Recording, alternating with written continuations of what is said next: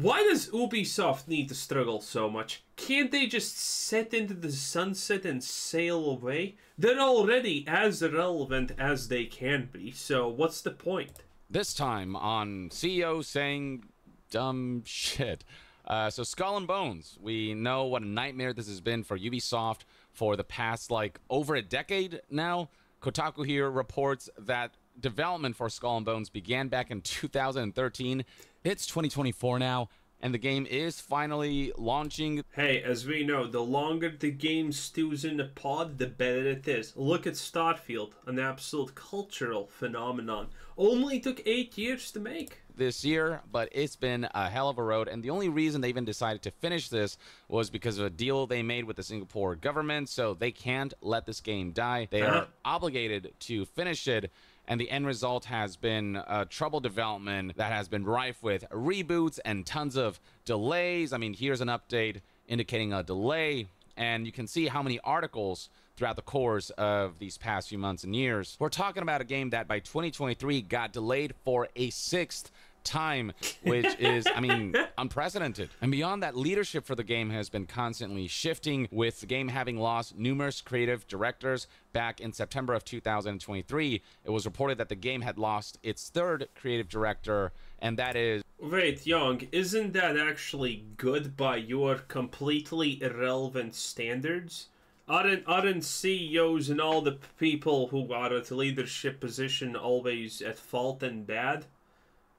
Shouldn't this be like a good thing, in your opinion? Or maybe you just want to, I don't know, go and get a real job for at least a single day in your life, and then talk about everyone being bad and how communism is the true way to go. I mean, he is a literal communist shill, probably, at the end of the day. So it is what it is, Yongi. Is amidst Ubisoft Singapore facing an organized labor campaign, so rough goings all around. And the reception for this game throughout its marketing has been less than stellar. Here is a gameplay trailer from back in September 2022 that has tons more dislikes than likes. And even looking at some of the more recent trailers, like the launch trailer here, you can see that people are not happy with the techno music that is not befitting of a pirate game, but also there's still skepticism surrounding whether this is a game that can hold our attention. I mean, how do you expect a pirate game to succeed without Captain Jack Sparrow? It's true. Just the naval combat of Assassin's Creed 4 can really stand on its own. Yes, it's extrapolated upon, but it's not really like a true pirate experience because you're just controlling ships. You're not really being like a pirate. And here's like some gameplay stuff that they showed off with some developer commentary that has mixed reception, more likes than your usual trailer, but still, you know, not a particularly stellar reception either. And so now we're at a point where the game is an open beta. People have been playing portions of the game, and also a roadmap for the game has been announced, suggesting that the intention for it is for this. Bro, that's so good. Announce a roadmap before the game is even finished. What could possibly go wrong? I love that. You know, previously, roadmaps were something that good games initially started to use, so people get more excited and whatnot because they want new content, right? But in a good way. Not in the, oh, there's nothing to do in this piece of shit garbage life service shithole, and, well, you know, give us something new. And then people started to use these roadmaps to tell you, oh my god, just give this game 5 more years and it's gonna be amazing. Fallout 76, anyone? Yeah, that service, that thing has a roadmap. Guess what? It's still an absolute pile of nothingness. And this game has now a roadmap before it's even released. I mean, if that does not tell you quality, I don't know what honestly will at this point. I hope Starfield's expansion has a roadmap before it's even released. That will be that will be just amazing. To be a long-term live service, and there's an open beta that goes on from February 8th to 11th. And in terms of what impressions have been saying, they've been pretty mixed. News outlets don't seem too enthralled by this game. So, for example, PC gamers said after playing the beta that Skull and Bones just made me want to play Sea of Thieves again. And then beyond that, you got Kotaku here, who said that Skull and Bones is less the pirate life and more the Division. Skull and Bones open beta hasn't sold me on this game being true, probably true. I mean, Ubisoft doesn't know how to do anything except make a certain type of game that flops really fast. worth the long, arduous wait. And then we have right here PC Game Zen, who said that 8 years later, Skull and Bones repeats the Division's biggest sin. So that's kind of where reception's at. Now, if you look at what people on social media are saying, you know, gamers are just kind of checking this out to see if this is up their alley. We've got an... I am sure the gamers will be thrilled. Enthralled even. They probably can't wait to get their hands on this absolute masterpiece. Array of feedback. Some people are enjoying the experience based on the first few hours that they've played of it. Others are mixed, and then others are like, "Ooh, this is definitely not for me." So right here we have Adrian, who said, "I tried the Skull and Bones beta. It truly saddened me to see how formula proven to work in Assassin's Creed 4 Black Flag can be turned into the broken, buggy mess of a live service MMO. Ubisoft has fallen far." But then others are saying things like, "I was not expecting to enjoy Skull and Bones at all, but I cannot stop playing the open beta. The game is much better than I expected, and it's just so fun to play. Definitely not the game for everyone, but if you like naval combat, check out the open beta before it ends this weekend." And then you've got more sort of middle-of-the-road feedback. Pretty much all naval combat or, you know, these types of games have actually failed, because it's really hard to make them good. This is not even honestly just the fact that Ubisoft is grossly incompetent and stupid. It's the fact that these games typically flop because it's really hard to actually make them work. There have been, over the past 30 years, well, okay, let's say 20 years, to be fair. There have been, I don't know, probably hundreds of games where you pilot a ship, pilot an airplane, and it has been all bad. Like from Chris here, who said that I've been playing quite a bit of Skull and Bones beta, and while I'm having fun, I do have concerns about long-term enjoyment. We wanted more of the Black Flag naval combat, but with the other elements stripped away now, you know, just boots on the ground stuff, essentially, the pirate life stuff, I'm not sure it works as well with just the naval combat. Like, the core mechanics seem to work well enough for it to have, like, some short-term fun elements, but in terms of, like, can this hold you and your attention as a long-term life service, that's where the questions are arising. And then that brings us to what Ubisoft... I took a sip of water. Something's in my throat. Ubisoft CEO Yves Guillemot recently said about the justification of making Skull and Bones a $70 game, despite the fact that it's a live service. Nice. During a Q&A during a conference call discussing Ubisoft's Q3 sales for its fiscal year 2024, one caller pointed out how, well, this is a live service, and I want to see the roadmap. I want to see the roadmap of the game that's not even real just yet. I mean, imagine you make a roadmap, and by the way, the first pit stop is like bug fixes. Given that this game, like reception-wise, isn't doing... And by the way, you know what's the worst thing about the roadmap when the game has not released? It guarantees that the game will fail. Okay, you know why? Because if they have a roadmap, that means they're gonna release the game, and they're gonna continue or start work on things that they need to make in the roadmap, right? Because what's the point of a roadmap if you don't make stuff, right? So this is gonna happen. The game's gonna release. People are gonna find something extremely poor about the game, tedious and completely ruining the enjoyment, and they're gonna start quitting the game. And Ubisoft will not fix that. They will concentrate on the roadmap. This is what's gonna happen.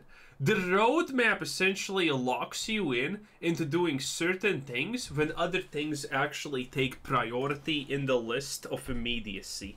So that's gonna be really funny. So well throughout its marketing, wouldn't it be better to make it like a free-to-play and lean into, you know, monetization elements instead of charging a whopping $70 for this thing and potentially limiting the size of its player base, suggesting that a free-to-play model may better suit the live service mechanics and give it a better chance of building a community, which, you know, is an interesting point to raise. Guillemot replied with this dumb response that just makes absolutely no sense, and it's just him spouting corporate nonsense. He said, "You will see that Skull and Bones is a fully fledged game. It's a very big game, and we feel that people really see how vast and complete that game is. It's a really full triple, nay, quadruple A game that will deliver in the long run." What does that even mean, quadruple A? I don't know. I think in this case it means exactly the same thing. When you shill for a company that pays you money, make a video about how that game is amazing, and after the contract ends in a week, 2, or a month, you delete the video and pretend it never happened, Young, yeah? I think that's what they mean. I think that's the exact same thing. The CEO is just blatantly lying, like every CEO, that their best thing is always the good. Because guess what, Young? If you had ever worked in any job in your entire life, you would know that the CEOs and people at top, that's a part of their job. Lying that everything is good, great, and amazing, and the future is bright and licorice is what they are paid to do. Is literally a part of their job description, in fact, most of the time. But now, you who has lived your entire life through luxury and never had a job, you would not know this. Seen this term thrown around a few times. In fact, Ubisoft said the same thing about Beyond Good and Evil 2. They labeled this as a quadruple A game, as noticed here by Timmer222 back in 2020. And they also had this unannounced quadruple A game at Ubisoft Berlin that they named quadruple A, and that's just like a term being thrown around there without any justification whatsoever. The closest game that I've seen... I don't even know what actually a triple A game is supposed to be. I'm pretty sure just the amount of A's you get in the game is determined by budget. Come to potentially earning the label of quadruple A is maybe GTA 6, because the budget for that game is like $1 billion. But at the end of the day, that's just a AAA game with a ridiculous budget. There's no such thing as quadruple A. That's just something that publishers are making up. The same thing was said about the Callisto Protocol. As WCCF Tech reported here back in 2022, the Callisto Protocol is a quadruple A game and is still coming in late 2022, says Crafton. And we all know how the Callisto Protocol turned out. It's a relatively short campaign experience that was not fully fleshed out, that paled in comparison to the Dead Space remake. And this is a game from the guy who made Dead Space, which made this doubly disappointing. And I don't know what about this game made it quadruple A. Like, yes, the graphics were nice, and you can tell that a lot of cool tech went behind it, but that doesn't make it quadruple A. That doesn't make it stand out from all of your AAA. Okay, Young, relax. It's just a name that means nothing to no one anymore. Relax. Games that are far larger in... You know what's a quadruple A? China. That's quadruple A quality. China, if you want to pay me, I will shill for you like there is no tomorrow, by the way. Young, yeah, will seem like a beginner to what I can cook up. Oh boy. My life is a bunch of lies anyway. It will not be hard for me to adapt and do anything you bid for the extremely low price of virtually whatever you're willing to give me. I'm always open to calls, China, and hey, if you want to put some kind of US diplomat that's secretly a Chinese spy and has intercourse with me for reasons, I'm also down with that. Not gonna lie, kinda okay. Scale than the Callisto Protocol, and you know, the people who develop those games don't label their games quadruple A. Baldur's Gate 3 is such a ridiculously expansive, jam-packed, dense experience, and they just call that a AAA game that technically an indie developer, Larian, made. And for Callisto Protocol to be considered quadruple A when it's nowhere close to, you know, the scale and breadth of content that Baldur's Gate 3 offers, and just the quality that Baldur's Gate 3 offers, Callisto Protocol to label itself quadruple A was kind of nonsense. And now seeing Ubisoft label Sea of Thieves as quadruple A, that's also nonsense, because I don't predict that this game is going to be such a vastly, significantly more enhanced and significantly more substantial video game. Oh, okay, I'm done with you, Young. It's the third act of the video, and that's the typical Young, yeah, goes on a loop to pad the time, to pad the numbers, so YouTube pays more in ad revenue. It is what it is. Great strategy, by the way. In any case, this was Quizzer Said. Thanks for watching. Subscribe if you haven't already, and have a nice day. Bye-bye.